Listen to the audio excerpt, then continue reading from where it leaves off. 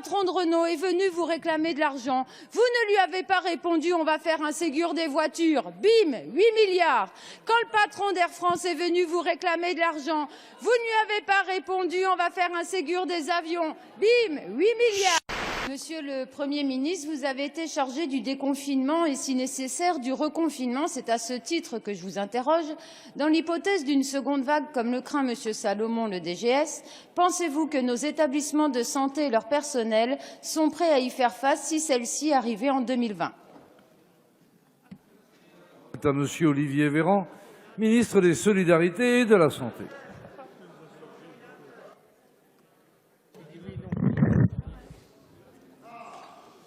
Madame la députée Caroline Fiat, ce que je peux vous dire, c'est qu'au total, 17 000 patients ont été admis en réanimation au cours de la première vague et que nous avons armé, et les médecins, les soignants ont armé les lits de réanimation des hôpitaux et des cliniques de France de manière à être en mesure, si nécessaire, d'accueillir jusqu'à 30 000 malades.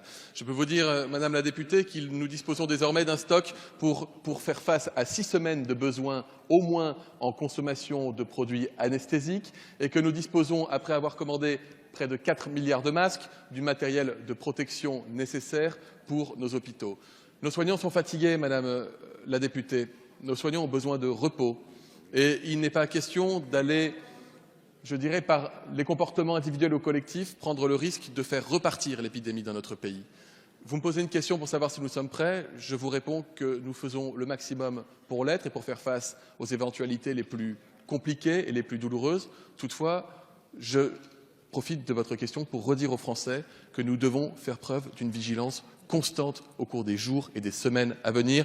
Les Français qui le souhaitent pourront se faire tester sur leur lieu de vacances, ils pourront accéder à des masques, ils pourront accéder à des consultations médicales, ils pourront accéder à de la téléconsultation. C'est comme ça, Madame la députée, qu'on évite de devoir se poser la question de savoir si les hôpitaux peuvent faire face à une deuxième vague.